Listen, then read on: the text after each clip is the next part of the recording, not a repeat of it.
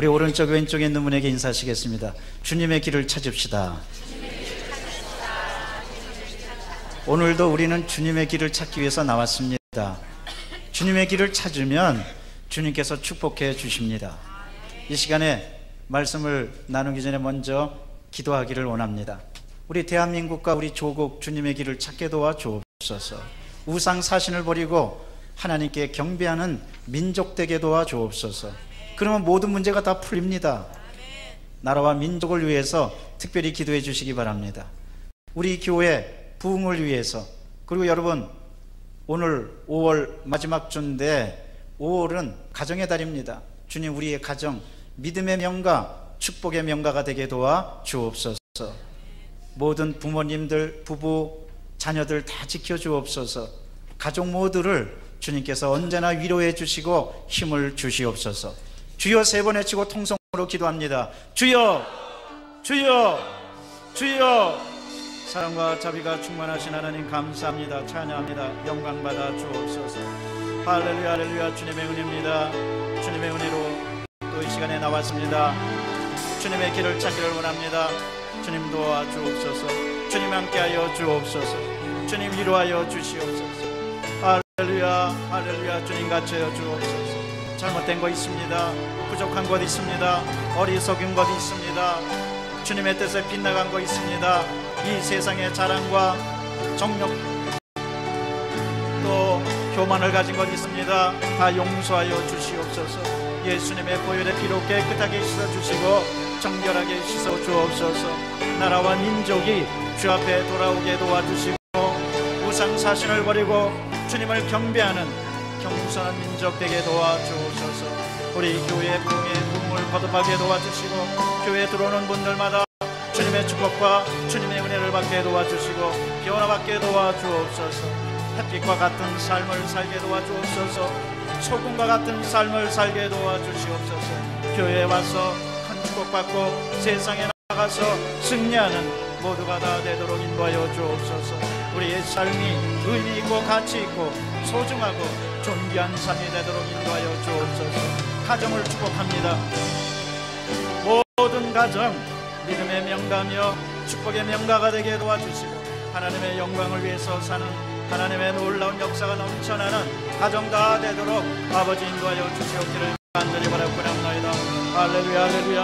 함께하여 주옵소서. 주님이여 도와주시고 인도하여 주시옵기를 간절히 바라옵나이다. 악한 원수막이 한결 왔다 일곱 길로 다 사라지고 물러나게 도와주시고 하나님의 영광으로만 가득 넘쳐나도록 역사하여 주옵소서.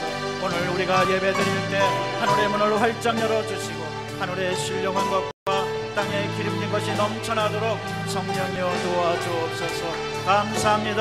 찬양합니다. 주님 함께하여 주옵소서. 우리의 모든 것 다 드리고 경건하게 예배 드릴 때 축복의 시간, 은혜의 시간, 아버지 변화의 시간 될 수 있도록 인도하여 주옵소서.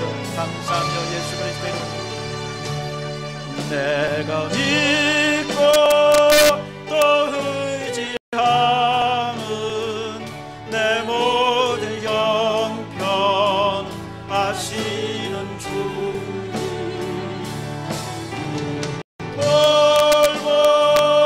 돌보주실 것을 나는 확신히 손 들고 찬양하겠습니다. 내가 믿고 또 의지함은 내 모든 형편 아시는 주니 돌보아 주실 것을 나는 확신히 아네. 주님 감사합니다. 간절히 기도했습니다. 응답하여 주시옵소서. 나라와 민족의 길을 열어주시고 우리 교회의 부흥의 길을 열어주시고 가정의 길을 열어주시옵소서. 축복의 길을 열어주시옵소서. 사랑의 주님, 오늘 경건하게 예배드리는 모든 성도님들 기억하여 주시고 끌어안아 주시고 위로하여 주시고 변화시켜 주시고 새롭게 하여 주시옵소서. 우리 구주 예수 그리스도 이름으로 기도드리옵나이다. 아멘. 서로 인사합니다. 기도대로 됩니다. 우리 교회에서는 계속 두 가지만 강조하고 서로 시인합니다. 기도대로 됩니다. 또 두 번째입니다. 말씀대로 됩니다.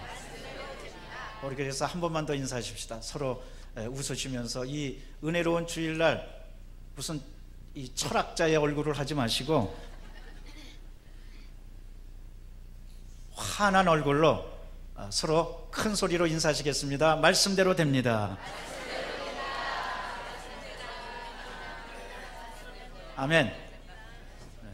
아버지의 본심, 이런 제목으로 함께 은혜를 나누고자 합니다. 인디안 사회에서는 이런 얘기가 나오고 있습니다. 아버지가 아들을 교육시킬 때 일부러 깊은 산중에 데리고 간다는 겁니다. 어떻게 교육시키느냐? 훌륭한 사냥꾼이 되게 하기 위해서. 그런데 밤에 데리고 갑니다. 왜? 담력을 키우라고. 그런데 그 아들이 나이 많은 아들이 아니에요. 아이가 자랄 때, 소년일 때, 10살쯤 될 때 일부러 산중 깊은 곳에 밤중에 데려간다는 겁니다. 그리고 그 아들을 혼자 남겨두는 거예요. 너 여기서 밤을 지내라. 밤에, 깜깜한 밤에 산짐승도 있습니다. 누가 어떻게 쳐들어올지도 모릅니다. 아들은 떱니다. 그런데 아들에게 화살과 또 활대를 주고서는 너 여기서 밤새도록 이 화살을 꼭 잡고 짐승이 오면 쏠 것이고 나쁜 사람이 오면 맞서서 싸워서 담력을 키워라. 너 여기 혼자 있어라. 그리고 아버지 떠난다는 거예요. 아들이 얼마나, 이 조그만 아들이 얼마나 무섭습니까? 떱니다. 두렵습니다. 근데 어떡합니까? 인디안의 전통인데. 그래서 확 떨고 있는 거예요. 그런데 밤이 지나고 새벽이 오는데 아들은 밤새도록 떨고 초조하고 걱정되고 땀이 나고 두렵고 그러면서 이제 새벽이 오니까 이제 날이 밝는구나. 아무도 없는 혼자서 떨고 있다가 이제 날이 밝아오는구나 하면서 비로소 깜깜한 데를 벗어나서 이렇게 주위를 살펴봤더니 글쎄, 아버지가 떠난 줄 알고 있었는데 그 아버지가 떠나지 않고 저 가까운 데서 화살을 탁 겨누고 지켜보고 있었다는 거예요. 아버지는 떠나지 않았습니다. 아버지는 아들을 버리지 않았습니다. 아버지는 그 아들을 끝까지 멀리서 지켜보면서 아들을 보호하고 있었던 겁니다. 여러분, 아버지가 너 여기서 혼자서 있어라 그랬을 때 그 아버지의 본심입니까? 아닙니다. 아들을 남겨두더라도 아버지는 멀리서 아들을 지켜보고 있었던 겁니다. 왜? 담력이 센 아들로 키우기 위해서. 여러분, 이것이 아버지의 본심입니다. 오늘 성경은 말씀하십니다. 하나님께서 우리로 하여금 걱정하게 하시고 근심하게 하시는 것은 하나님 아버지의 본심이 아니시로다. 하나님의 본심은 어디 있습니까? 하나님의 본심은 우리를 축복해 주시고 우리와 함께 해 주시고 우리를 지켜 주시고 우리에게 은혜 주시는 데 있습니다. 하나님은 절대로 우리를 떠나지 않습니다. 지키십니다. 여러분, 깜깜한 인생의 밤이라 할지라도 거기 하나님께서 우리를 지키시는 것을 분명히 깨달으시기를 바랍니다. 저는 오늘 이 말씀을 배경으로 몇 가지 은혜를 살펴보고자 합니다. 첫째로 예레미야의 사역과 배경에 대해서 살펴보고자 합니다. 예레미야라는 뜻은 하나님이 올리신다. 한번 따라 하실까요? 하나님이 올리신다. 하나님이 올리시면 낮출 자가 없고 낮추면 또 올릴 사람이 없습니다. 하나님은 선지자를 올려주시고 높여주신 겁니다. 우리의 하나님께서는 오늘날 택한 백성 우리도 올려주실 줄로 믿습니다. 주전 600년 전 유다는 멸망을 앞두고 죄를 회개하고 하나님만을 찾으라는 것이 예레미야의 한결같은 메시지였습니다. 예레미야는 눈물의 선지자라고 그럽니다. 백성들이여 하나님께 돌아오십시오 하고 눈물로 외쳤기 때문에 그랬습니다. 그는 20세에 부름을 받아서 40년 동안 예언을 했습니다. 그는 참 예언자였습니다. 그 당시에는 두 가지 선지자 예언자가 있었습니다. 하나는 그저 좋다, 그저 잘 된다 하고 막연하게 좋다고만 하는 겁니다. 그러나 예레미야는 그런 사람들과 틀렸습니다. 이제 하나님의 심판이 오니까 회개하라는 겁니다. 사람들은 야, 나라가 망한다고? 이런 선지자가 다 있어 하고 예레미야를 핍박했습니다. 왕조차 예레미야를 핍박했습니다. 그래서 예레미야는 왕에게 박해를 받았습니다. 그러나 끝까지 선지자의 길을 포기하지 않고 참된 예언을 했습니다. 그러다가 그는 구덩이에 빠지기도 했습니다. 그러나 여러분, 다른 사람과는 틀리 예레미야는 구덩이에 빠졌지만 이것이 하나님의 본심이 아니라는 것을 분명히 알았습니다. 자기가 올바로 살고 올바른 예언을 하다가 구덩이에 빠지고 박해를 당하고 있었지만, 그러나 하나님은 구원해 주실 줄로 분명히 믿었기 때문이었습니다. 결국 유다는 망합니다. 철저하게 망합니다. 그리고 유다의 왕 여호기강과 시드기냐를 거쳐서 예레미야가 예언을 선포했는데, 시드기냐 때 결국 처참하게 망하고 왕도 끌려갑니다. 그리고 이스라엘은 포로로 끌려가게 됩니다. 완전히 망합니다. 그러나 여러분, 이스라엘이 망하고 왕이 포로로 끌려가고 민족이 처참한 꼴을 당하는 것, 그것이 하나님의 본심입니까? 아닙니다. 하나님의 본심은 이스라엘을, 유다를 회복시켜 주시는 데 있었습니다. 더군다나 그런 예언을 했다가 고난당한 예레미야는 분명히 알았습니다. 내 인생이 이것이 끝나지 않을 것이다. 내가 고난당하고 있지만 하나님께서 구원해 주시고 회복시켜 주실 것이다. 그래서 예레미야 애가 3장 57절에 보면 내가 주께 아랫날에 주께서 내게 가까이 하여 이르시되 두려워하지 말라 하셨나이다. 예레미야는 알았습니다. 그래서 하나님의 본심을 알고 담대할 수가 있었던 겁니다. 사랑하는 성도 여러분, 많은 사람들이 은혜 받기를 원하고 하나님의 은혜가 뭔가를 생각합니다. 다른 여러 가지 추상적인 것 생각할 것 없이 분명히 아시기를 바랍니다. 하나님 아버지의 본심을 아는 것이 은혜입니다. 하나님의 본심은 여러분을 축복해 주시는 데 있습니다. 시편 103편 3절에서 5절은 그래서 말씀하십니다. 우리의 모든 죄악을 사하시며 병든 자를 고치시며 생명을 파멸해서 구속하시며 인자와 국률로 간을 씌우시며 내 청춘을 좋은 것으로 만족하게 하사 독수리처럼 새롭게 하시는 도다. 이것이 하나님의 본심입니다. 여러분이 하나님의 본심을 알고 언제나 두려워하지 마시기를 바랍니다. 예레미야는 하나님의 본심을 알고 두려워하지 않았습니다. 그 약속을 굳게 믿었습니다. 믿음이 뭡니까? 약속을 굳게 믿는 것이 믿음입니다. 여러분, 때때로 우리 환경에 어려운 일이 다가오고 고통스러운 일이 다가오고 괴로운 일이 다가옵니다. 아, 이것이 하나님 아버지께서 이렇게 하시는 것일까? 육신의 눈으로만 그걸 바라보고 절망하지 마시기를 바랍니다. 우리 하나님의 본심은 우리가 고난당하고 근심하고 걱정하는 데 있지 않습니다. 우리가 주 안에서 축복받는 데 있습니다. 여러분, 우리 하나님은 좋으신 우리 아버지십니다. 그래서 우리는 종종 찬양합니다.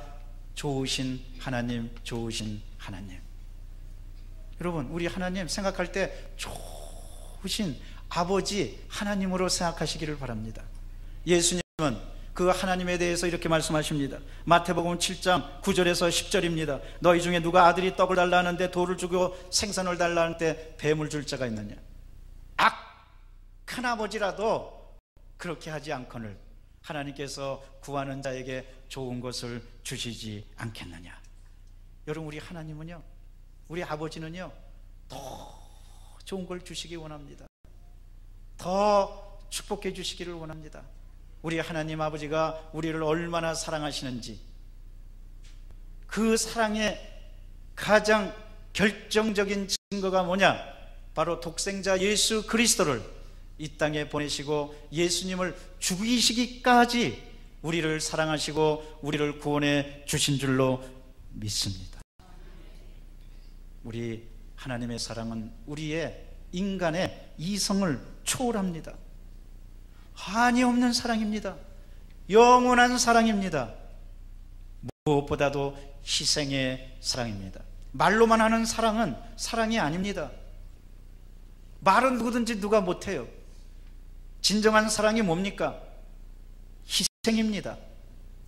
나를 버리는 겁니다. 그런데 하나님은 당신을 버리셨습니다. 그리고 하나님이 직접 이 땅에 내려오셔서 죄인들과 같이 사셨고, 나중엔 죄인들을 위하여 십자가를 지시고 모든 고난을 당하시고 죽으시고, 그러나 죽으신 것으로 끝나지 않고 3일 만에 부활하신 것입니다. 이러므로 하나님의 본심을 알고 믿음을 똑바로 하는 여러분 되시기를 바랍니다. 둘째로, 성경에 나타난 구체적인 하나님의 본심에 대해서 보도록 하겠습니다. 인류 최초의 인류인 아담과 하와는 타락했습니다. 그러나 하나님이 심판하시고 저주하신 것으로 끝나지 않았습니다. 타락한 인류를 위하여 하나님은 벌거벗은 인간을 위하여 가죽옷을 입혀주신 겁니다. 이것이 하나님의 본심이었습니다. 창세기 3장 21절입니다. 야훼 하나님이 아담과 그의 아내를 위하여 가죽옷을 입혀서 지어서 입히시니라. 그 가죽옷은 어린 양 예수 그리스도의 구원까지 상징합니다. 모든 사람은 죄인입니다. 죄를 지은 그 영혼은 죽습니다. 그러나 하나님은 그 영혼을 위하여 예수 그리스도 어린 양 보혈의 피를 흘리게 하시고 우리를 구원해 주셨던 겁니다. 인류가 창조 이후에 인류가 타락의 타락으로 계속 치달으니까 하나님은 인류를 심판하시기로 작정하셨습니다. 그러나 그것으로 끝나셨습니까? 아닙니다. 하나님께서는 인류를 위하여 방주를 예비하셨던 겁니다. 준비하셨던, 이것이 하나님의 본심입니다. 창세기 9장 1절입니다. 하나님이 노아와 그 아들들에게 복을 주시며 그들에게 이르시되 생육하고 번성하며 땅에 충만하라. 하나님은 심판하시지만 그러나 그것으로 다 끝나지 않고 구원을 마련해 주셨던 겁니다. 아브라함을 보십시오. 아브라함에게 하나님이 말씀하십니다. 내 독자 이삭을 바치라고, 죽이라고. 여러분, 번제는 칼로 생명을 끊고 뼈를 추리고 불태워서 드리는 것이 번제입니다. 아브라함에게 하나님이 말씀하십니다. 독자 이삭을 그렇게 바치라고. 여러분, 그러나 그것이 하나님의 본심입니까? 아닙니다. 하나님께서는 이삭 대신에 양을 예비해 놓고 대신 또 그 양을 드리라고 하고 이삭은 살려주신 겁니다. 이것이 하나님의 본심이었습니다. 창세기 22장 16절에서 17절은 그래서 말씀하십니다. 이르시되 야훼께서 이르시기를 내가 나를 가리켜 맹세하노니 내가 이같이 아브라함이 정말 이삭을 죽이기까지 행하여 내 아들 내 독자도 아끼지 아니하였은즉 내가 내게로 큰 복을 주고 내 씨가 크게 번성하여 하늘의 별과 같고 바닷가의 모래 같게 하리니 내 씨가 그 대체 성문을 차지하리라. 아멘. 대적의 성문을 차지하리라. 그 정도로 하나님께서는 아브라함에게 복을 주셨던 겁니다. 그러나 그냥 복을 주시지 않고 아브라함을 시험해 보시고, 시험해 보실 때 여러분, 하나님의 본심은 축복을 마련해 놓고 시험하신 거예요. 때때로 하나님께서는 우리도 그같이 하십니다. 우리 살아가면서 어려움도 당하고 힘든 일도 당합니다. 아이고, 하나님이 나 죽으라는 걸까? 아닙니다. 하나님은 이삭을 위해서 양을 예비해 놓듯이 야훼 이레, 여러분을 위해서 축복을 예비해 놓고 잠시 고난당하게 해주시는 줄로 믿습니다. 이러므로 고난과 아픔을 당할 때 하나님의 본심을 아시기를 바랍니다. 걱정과 근심을 당할 때 하나님의 본심은 이게 아닙니다, 나는 그 본심을 믿습니다 하고 찬송하고 감사하는 여러분 되시기를 바랍니다. 때때로 인생은 구덩이를 만납니다. 깊은 구덩이, 예레미야도 깊은 구덩이에 들어갔습니다. 여러분 성경에 보면 깊은 구덩이에 들어간 세 가지 인물이 나옵니다. 요셉과 다니엘과 예레미야입니다. 그러나 다니엘과 예레미야와 요셉은 하나님의 본심을 알았습니다. 그래서 그는 담대한 믿음을 가지고 주님께 나갈 수 있었던 겁니다. 시편 138편 3절은 그래서 말합니다. 내가 간구한 날에 주께서 내게 응답하시고 내 영혼에 힘을 주어. 한번 따라 하시겠습니다. 내 영혼에 힘을 주어. 가슴에 손 얹고 따라 하시겠습니다. 나를 강하게 하셨나이다. 나를 강하게 하셨나이다. 아멘. 삶의 구덩이에 들어갔다고 한다고 할지라도 여러분 절망하지 말고, 하나님 이런 때 나를 강하게 하셨습니다. 나는 두려워하지 않겠습니다. 나는 하나님의 본심을 알고 다시 한번 일어나겠습니다 하는 여러분 되시기를 바랍니다. 이스라엘이 40년 동안 광야에서 헤맸습니다. 40년 동안 광야에서 죽으라는 것이 하나님의 본심입니까? 아닙니다. 하나님의 본심은 그 광야가 지나간 다음에 적과 끓이 흐르는 가나안 땅이 있음을 보여주시고 그 땅에서 축복을 체험하라는 것이 하나님의 본심입니다. 예수님 때에 제자들과 예수님의 배를 타고 가는데 큰 풍랑이 일었습니다. 풍랑에서 죽는 것이 예수님의 뜻입니까? 아닙니다. 풍랑에서 건져주시는 것이 예수님의 뜻이었습니다. 마태복음 8장 26절에 보면 예수께서 이르시되 어찌하여 무서워하느냐, 믿음이 작은 자들아 하시고 곧 일어나사 바람과 바다를 꾸짖으시니, 성경은 이렇게 기록합니다. 아주 잔잔하게 되더라. 저는 믿습니다. 여러분 삶의 풍랑이 일어날 때, 삶의 풍랑을 바라보고 아이고 내 인생이 이제 끝입니다 이러지 마시고 예수님의 은혜로 아주 잠잠하게 되는 역사를 체험하게 되시기를 주의 이름으로 축원합니다. 하나님의 본심을 알고 나가면 그 모든 풍랑이 아주 잔잔하게 됩니다. 성경 기록하고 있잖아요. 아주 잠잠하게 되거늘. 우리 한번 이 말씀도 따라 하십시다. 아주 잠잠하게 되거늘. 누가 그렇게 해주십니까? 우리의 주님께서. 고난의 풍랑이 일어납니다. 질병의 풍랑이 일어납니다. 절망의 풍랑이 일어납니다. 고통의 풍랑이 일어납니다. 그러나 아주 잠잠하게 됩니다. 잠잠하게 해주시는 것이 하나님의 본심입니다. 하나님께서 욥을 치셨습니다. 그것이 하나님의 본심입니까? 아닙니다. 하나님의 본심은 욥을 축복해 주시는 겁니다. 그 결정적인 말씀이 욥기 42장 10절입니다. 욥이 그의 친구들을 위하여 기도할 때 야훼께서 욥의 공경을 돌이키시고 야훼께서 욥에게 이전 소유보다 갑절이나 주신지라. 갑절이나 주시는 것이 하나님의 본심입니다. 절대로 두려워하지 마십시오. 죽음까지 두려워하지 마시기를 바랍니다. 스데반이 순교할 때 하나님의 본심은 스데반을 아주 죽이는 데 있지 않았습니다. 스데반에게 천국의 영광을 보여주셨습니다. 사도행전 7장 55절입니다. 스데반이 성령 충만하여 하늘으로 주목하여 보니까 하나님의 영광 및 예수께서 우편에 서신 것을 봤다고 그랬습니다.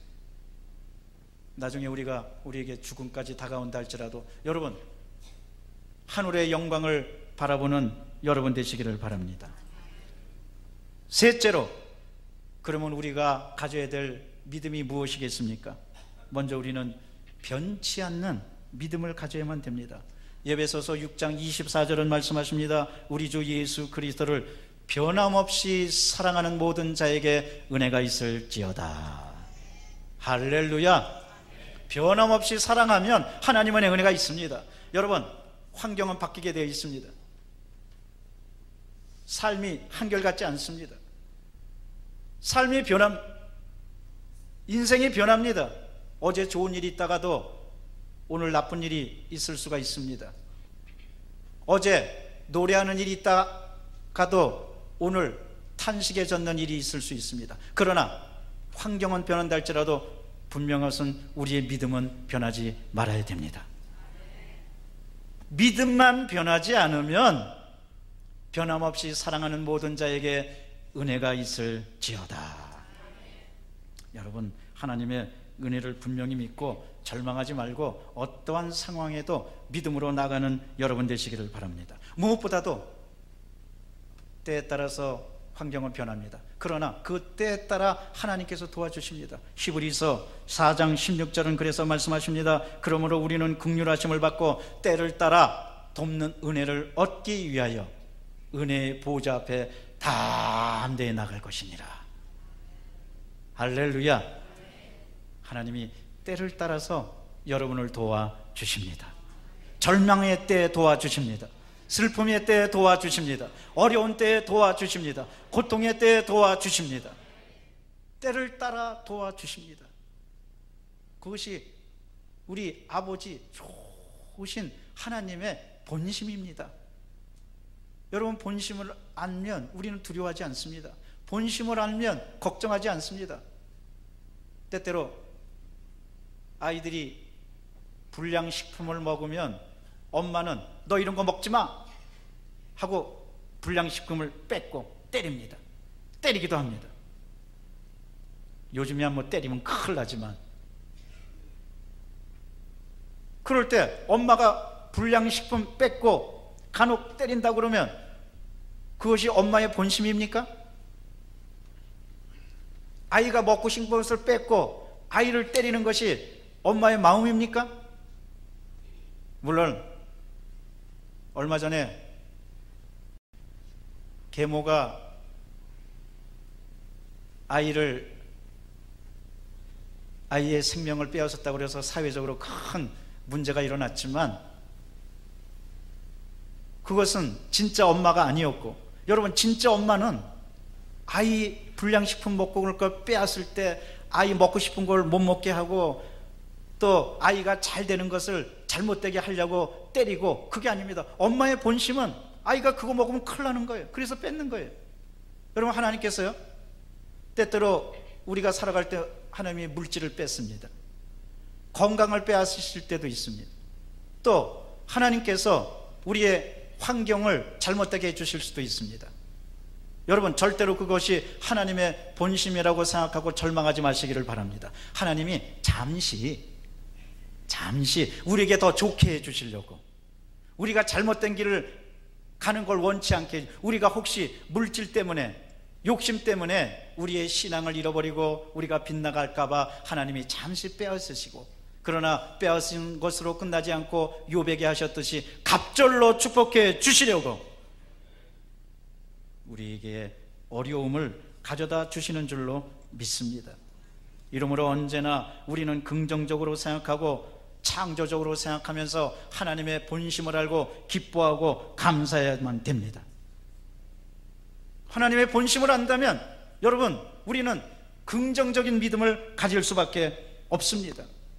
빌리그람 목사님이 한번 비행기를 탔는데 옆에 앉은 사람이 빌리그람 목사라는 것을 알고, 아유, 목사님이 타셨군요.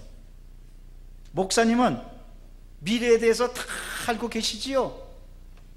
앞으로 미래가 어떻게 될 것 같습니까? 그러니까 빌리그람 목사님이 이렇게 말했대요.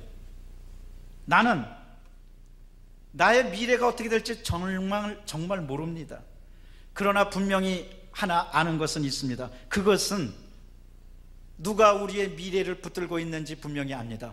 그분은 바로 주님이십니다.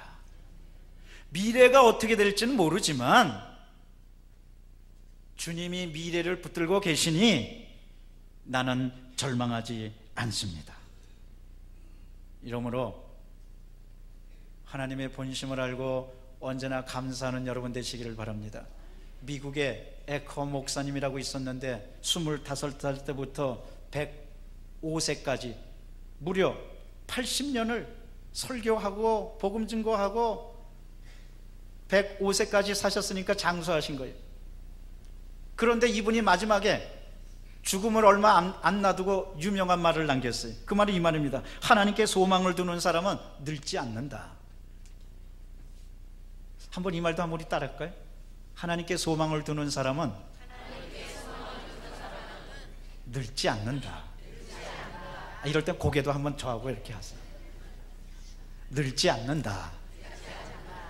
아멘. 하나님께 소망을 두는 사람은 늙지 않는다는 말이 단순히 육체적인 것뿐만 아닙니다. 그 사람은 꿈도 늙지 않습니다. 믿음도 노화되지 않습니다. 마음도 늙지 않습니다.